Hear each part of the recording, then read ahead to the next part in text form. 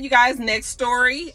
Congratulations are also in order to Meg Thee Stallion. Mama named her Megan Pete, okay, as she graduated from Texas Southern University last week. We saw the pictures. We saw as she walked across the stage and her taking the pictures with the administration. And I was very proud of her because I'm sure it's not easy as somebody who has a demanding schedule, as a, you know, an A-list rapper at the time. I mean, she's on the top of everybody's list, and she still took the time to get her degree. I believe she got a degree in health administration. And she said that she wanted to make sure that, you know, that was a promise that she made to her mother and her grandmother, who are no longer here.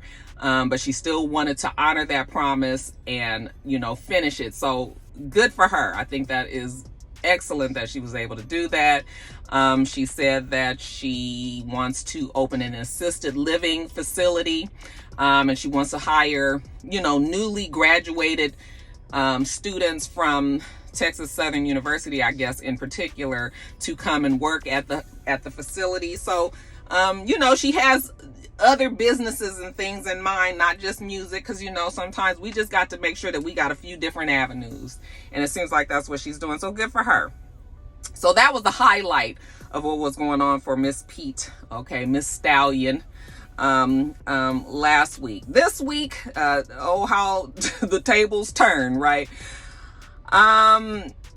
Yeah, you guys, so this Tory Lanez and Meg Thee Stallion case, we knew that eventually it was going to come to a point where we were going to get the full story in court. And I think we have to be very patient in this, but slowly but surely the story is now coming out in court, okay? First of all, you guys, the story is just crazy because it almost puts you in the mindset of everybody was so fucked up that night that really nobody 100% remembers what happened, okay? That's kind of how you feel when you hear this story, because it's just still so very vague. It's either that or nobody wants to, or this is just a triangle that's really gone bad. Nobody really wants to just flat out say exactly what happened. I'm not sure if people are trying to protect other people. I'm not really sure why nobody will just say this is what happened and let the cards fall where they may. You know, it's just always sort of like, I'm gonna have my day in court, you gonna wait and see, you know. And so slowly things are coming out. So we did hear that Meg was in the car with Meg was arguing with the girl, Kelsey, her friend that was in the car, her former friend now. Supposedly they were arguing in the car, fighting. The rumor is that they were fighting over Tory Lanez. Nobody still is confirming any of this, but that's what the rumor is, that they were fighting over him. Evidently, maybe Kelsey and Tory had messed around already, and then Meg had kind of backdoored her and started messing with him, and Kelsey was upset about it, and they got to fighting about it, okay? Supposedly she got out of the car, or this is what they're saying in the court testimony. She got out the car, and there was a witness that saw them fighting. When she got out the car, of course, her back was to them. She was walking away. Supposedly Tory Lanez said, you know, dance bitch, before he shot at her, as the shots were fired at her feet. Okay, so that's what we found out the other day. But then as the story went on, we found out that, yes, her and Kelsey had the fight inside the car. A witness had saw them fighting, and then there's some witness that's saying that there was the shot of the gun, you know, there's like a spark that comes out, or like a, you know, fire that comes out. And they're saying that it was close to Kelsey, and that she had gun residue on her hands. So now, you know, it's starting to make people think like, well, fuck, did she shoot him? But nobody's saying, okay, yeah, we tested her, and yes, she did shoot her. Or if, see, now the thing is, we got to find out if Tory had gun residue on his hands too. They ain't really said that yet. They did say that the gun was under his seat and all of this when they were pulled over by the police, but nobody has really said if he had gun residue on his hands. Now, if he didn't and Kelsey did, then there you go right there, right? And then it makes you feel like maybe Megan is just not trying to, even though her and the girl are no longer friendly, maybe she's not just trying to come right out and say that her friend shot her. She's always maintained that Tory shot her. I don't even know if she knows 100% who shot her, okay?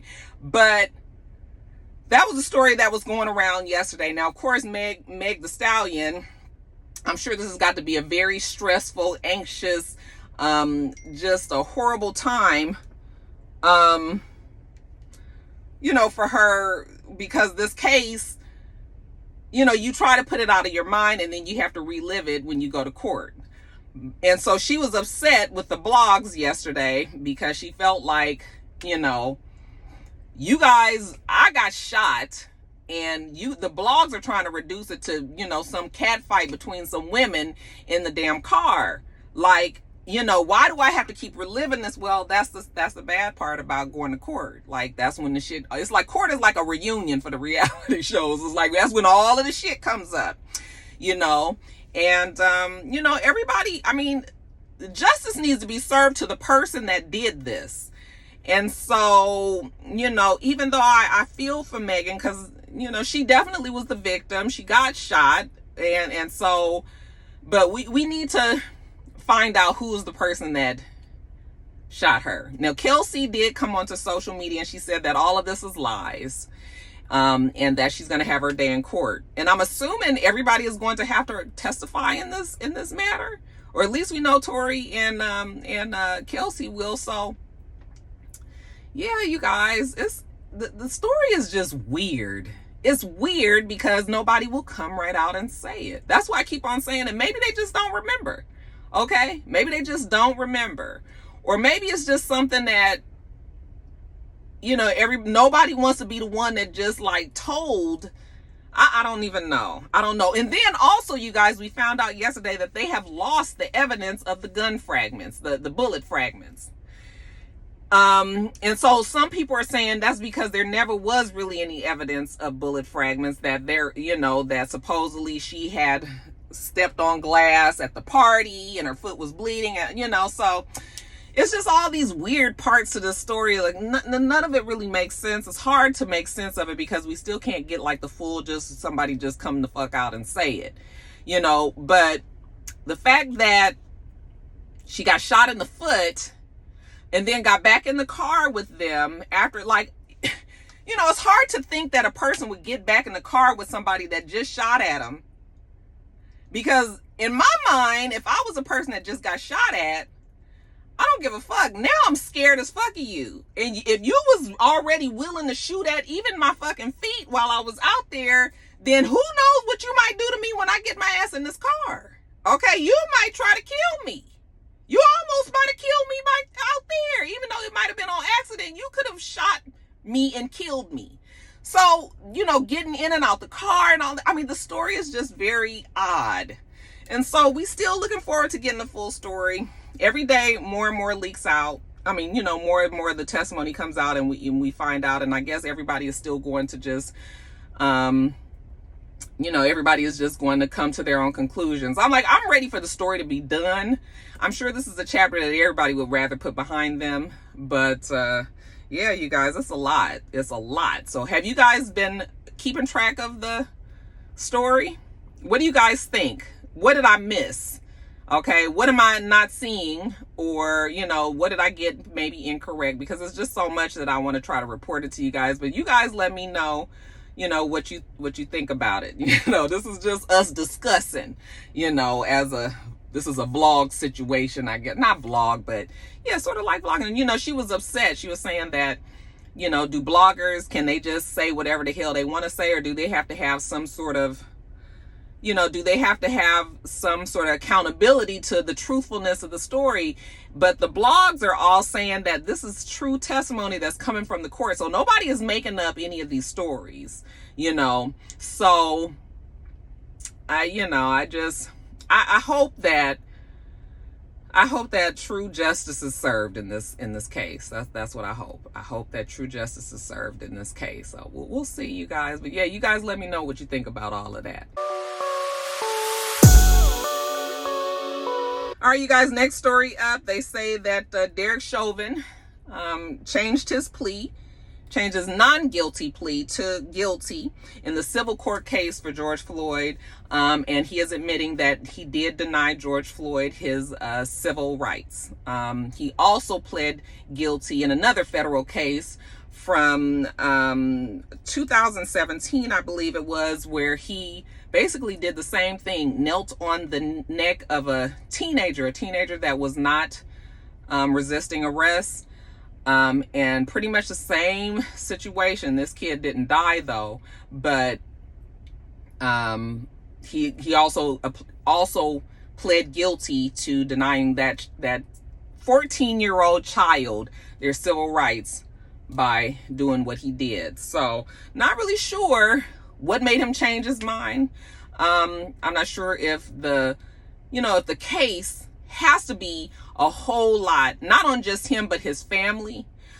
So I'm not sure if he's trying to just spare his family any more shit that, that comes from these cases. I'm not sure if he don't have the money to be paying, for all of this, or I'm not sure if he just has decided that he's already in jail. Maybe he didn't have a talk with the Lord, and maybe he has just decided that, yeah, maybe he didn't do that the right way. Not maybe. You did not do that the right way. You almost killed a 14-year-old child, and you killed a grown man, okay?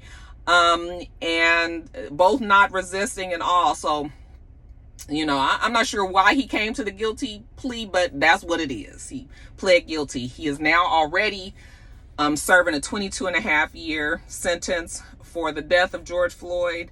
And now with this guilty plea, he probably will add a few more years onto that. They're saying that they want him to, prosecution is asking that he gets the 25-year maximum, and that it runs concurrently with this 22.5 years that he already had. So it would technically, I believe it would add 2.5 more years to his sentence. Maybe Derek Chauvin has had some sort of change of heart. He might just be tired and over it and not feeling like going through another court case. I don't know what it is, but I think it's probably a good feeling, at least. And this got to be at the most least, especially for the George Floyd family. But, when the person does admit that they do something wrong, because he never seemed like he thought he did anything wrong. But when the person does finally admit that they did something wrong, that might be as close to an apology that you get. But so hopefully that just brings a little bit of something to that family who suffered a lot. Okay, so yeah, you guys, your boy, he's gonna be in jail for a long, long time.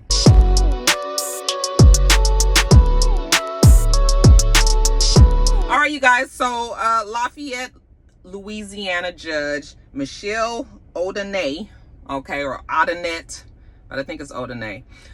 She will be taking a leave of absence from the bench after being caught on tape saying the offensive N-word with her family while they were watching a video of a botched robbery. Somebody was trying to break into her home, and they were watching the surveillance tapes. Now, granted, Judge Odanette, or Odanay, was in her own home. This is definitely kitchen table talk, that kind of conversation that you have with your family that you don't expect to get out. But unfortunately, somebody in that room was videotaping as they were watching the surveillance tape, and Judge Odanette, whatever her name is, thought that it was hilarious that these niggers, okay, that's what they were saying, didn't basically know what they were doing. I guess her sons or somebody was able to apprehend the robbers, who were black guys, and hold them until the police came. But while they're watching the surveillance, she was just like saying, it's the niggers, I got the niggers, or something like that, and compared them to roaches. And yeah, I mean, just as a justice of the court, you know, as a judge, there's just no room for that kind of language. Okay, if you getting caught on tape saying some shit like that, then you best believe that there's going to be many people out there who are calling for your resignation or your firing. So, of course, that video got out. I don't know who in the family put that out there, but like I said, anytime when it's finally on the internet, it's out there. You know, somebody leaked that shit, and now, you know, she's in trouble. So she said that she was medicated that day, and that she doesn't recall saying any of it. Okay, well, you could be medicated, you don't recall it and everything, but that still was not enough. So the Louisiana Legislative Black Caucus is calling for her to be fired. They're calling for her to resign, and if not, then they're asking her to be put on as an ad hoc judge to review her cases or whatever until the investigation is done, and then they gonna push for her to either get fired or she gonna have to resign. But they ain't playing, and I don't blame them, because like I said, if you get caught on tape saying something like this and you are like, you know, you are high up, yeah, it's just not good, you know. So now they're saying that she's taking a leave of absence. But when she comes back, I guess she'll be an ad hoc. I don't know. I thought maybe they were going to try to let this whole thing blow over, hoping that people will get over it. But like I said, the Louisiana Legislative Black Caucus, they ain't gonna let it go. So I think that Judge Odanay Adenet can pretty much kiss that bench goodbye. But yeah, you guys, and she didn't sound medicated at all. I mean, she was just laughing and laughing. Oh, they the niggas, they go to niggas, they go to niggas. You know, we're like roaches. I said, oh, girl. I mean, I know people say shit in their own houses, but child, when you hear it, you just be like, well.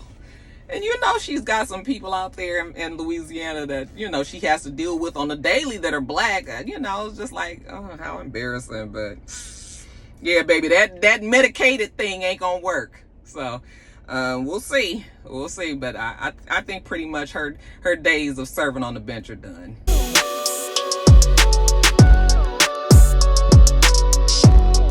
All right, you guys, real quick, an update on the smash and grabs. They are now arresting people.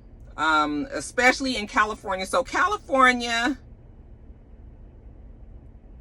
Illinois, and one other place, they were saying that those were like the states that they were really getting hit hard by these smash and grabs, these organized smash and grabs, where these huge group of people are going in and stealing. I guess in California, in Beverly Hills, it hasn't even been like huge groups. There's just been people that have just been trying to rob all these stores. Okay. And like I said, the police are starting to arrest folks. They've arrested 14 people in California over the last few weeks, and are going to continue to do that. I was just like, these people that's doing these smash and grabs, especially on like these smaller businesses, or like when they hit because I think they hit the slots and swap meet, I was like, them people gonna start shooting. Okay. They hit the slot and swap meet. A lot of those stores in there are Asian run. You already know that some of them already is on the edge, being in there and having to work around these black people and feeling like we gonna do something to them anyway. You know, that's all they need is a reason to pull out their gun and start shooting people. So I was just like, this is about to be really a mess. Okay, because you messing with people's livelihoods. This is their business. This is shit that they worked hard for, and then you coming and smashing and grabbing. Like, people are gonna want to protect their property and start shooting and killing people. You know, so I mean, I guess it's good. They say that the police departments are committed to, you know, making sure that these people are now starting to get arrested and all of that, because, you know, they're going to put money, they're going to put resources towards this, you know, that we cannot continue. I mean, it's people don't even want, now when I talk to my friends on the weekend, nobody want to go to the malls. I was at Lenox a couple of weeks ago, and I was actually a little nervous. I was like, let me keep on looking around. And I was walking through the mall, and all of the designer stores, I was going to Neiman's, all of, you know, that row is where Stuart Weitzman, David Yurman, MCM, Louis Vuitton, like all of the stores lined that row right there, and every one of them had a line outside. You could not all just go in. Okay, they was letting people in a little bit at a time, because y'all motherfuckers was not fixing to go in there and smash they shit up. And even though, like I said, it's harder in the mall because, you know, but that row, especially at Lenox, there's a door right there that you can just hurry up and get out, you know. So, you know, they're trying to figure out a way to keep people from doing it. And so yeah, it's like, it's too bad because it's Christmas time, you got to go shopping and shit, but everybody's scared to go out. Nobody want to get followed home. Nobody want to go get in the mall and be part of some damn smash and grab, and you just trying to pick up some damn perfume or something. But it's going down, you guys. Please be careful out there. Like I said, we need to start growing eyeballs out the back of our heads. I tell my kids every day, and I be stressed and nervous and worried every single day. Okay, I'm telling you, it's a lot of work being a parent.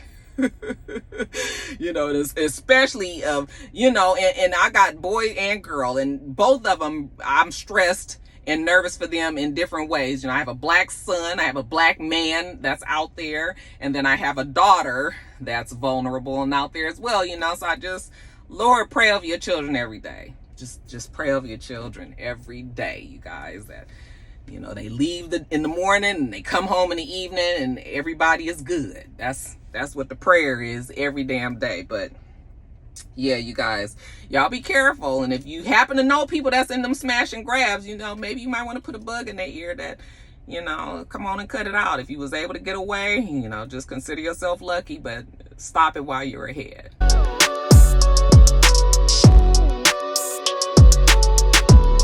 All right, you guys, next story. This is a real quickie. They say that your girl NeNe is seeing a new man, Nyanisela Seo. I'm not sure if I'm saying his name right, but he is an African designer of men's couture out in North Carolina. We've been seeing her in pictures with him. I actually saw a TikTok video somebody sent me of her and him at some store. Or like a restaurant or something. The person just pulled out their phone and she was just like, well, at least make sure that I look good. You know, if you're going to take video of me, you know, make sure I look good and all of that. So she's not trying to hide it. She had a birthday recently. Her son, Brent, threw her party at the Lanithia Lounge, and we see pictures of her and videos of her dancing with him, and they seem to be quite intimate, and, you know, pictures of her with him, and everybody seems to be okay with it. So I'm just like, well, if y'all like it, I love it. I mean, she is single, you know.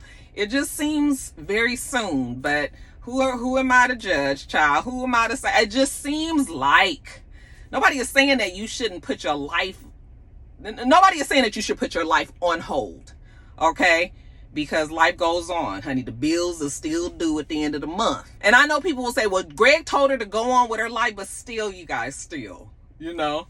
I wonder what Greg's family thinks about all of this. You know, they've made it a point to stay out of the media, and I wouldn't try to be in the media either. But, you know, just, I mean, I'm not judging. I'm not judging. He's a good-looking guy. She looks very happy. You know, people deserve to be happy and in love and all of that. And it's just like, I mean, that's what it is, you guys. So y'all let me know if you've seen him in his lavender suit that it was more like periwinkle, almost periwinkle lavender suit that he wore to her party. Good looking guy, nice beard and all of that, nice build. What y'all think about all that?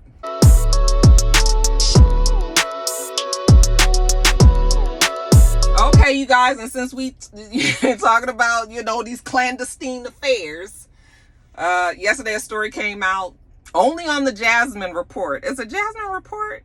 No, the Jasmine brand. Only on the Jasmine brand where they're willing to touch this story. But I guess Miss Jones on her show had put out a video saying, or put out a story saying that a year ago, somebody reached out to her and told her that Lala was having an affair with Swizz Beatz and that they were madly in love with each other, but he had already told her he's never leaving Alicia Keys, and so that was it.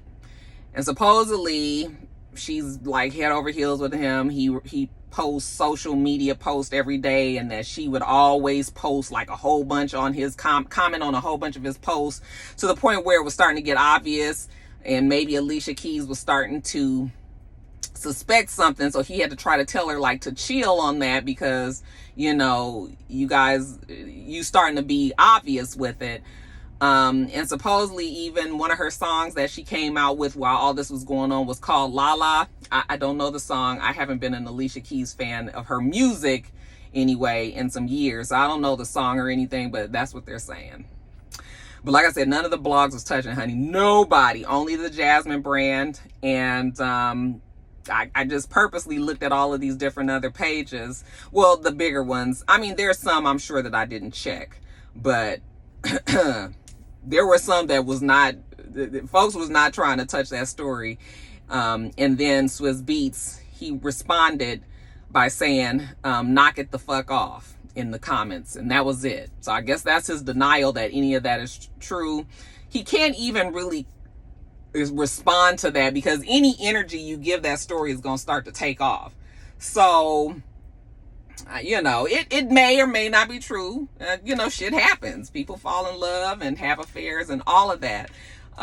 You know, we've had some stories about Lala in the past, having an affair. She was with some, I cannot remember who the person was, but I told you guys about it in Top of Blogs years ago, that there was some suspicion that she was having an affair with another rapper, and that they would meet and go to the movies, and you know, it would like they'd meet at different places and they'd get there at separate times, but they would hook up together while they were there and all of that. So I don't remember who the person was, but you know, so if that is true, not sure if the story is even true. It may not be true, but if it is true, that is not a good look.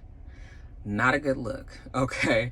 Of course, Swizz and Alicia are going on with their lives, and they seem to be happily married and all of that. It would look horrible for Swizz Beatz for him to leave Alicia Keys when the way that their marriage started off was so rocky. You know, their relationship started off so rocky, and then here he go and do it again with Lala, like, you know. So he can't, without looking like just a supreme asshole, he can't even entertain that, you know.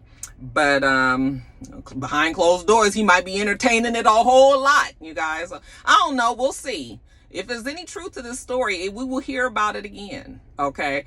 But if there's not, you know, they're going to bury it and it's going to go away. But yeah, like I said, nobody is talking about it. But y'all tell me what you think about it. I sure hope Lala ain't out there doing it. She's such a good-looking, a beautiful woman. She's got a lot of things, you know, going for her. You know, find you somebody that's free and you can be happy with, and you know, because you'd already been through a lot with Carmelo, so why would you try to put yourself back in that kind of shit? But some people do land in that, but hopefully Lala's not one of those people. So, but yeah, like I said, if there's more truth to that story, we'll hear about it. We'll hear about it.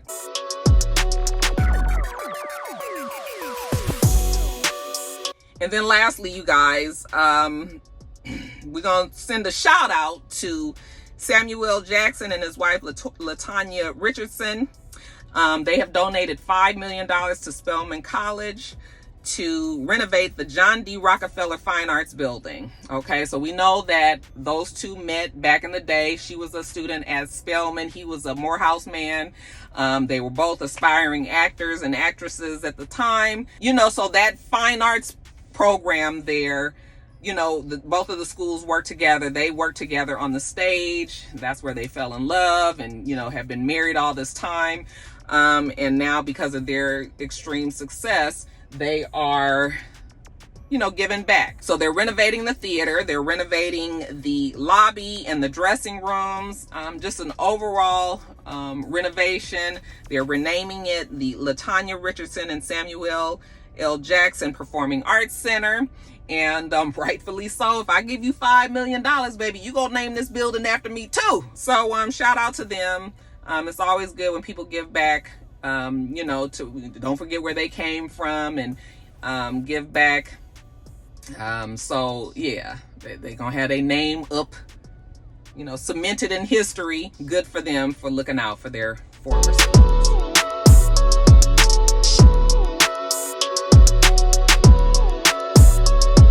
All right, you guys, that is it. I got to get off of here. Okay. We do this every single week, so make sure that you rate, comment, and subscribe, and make sure you come back.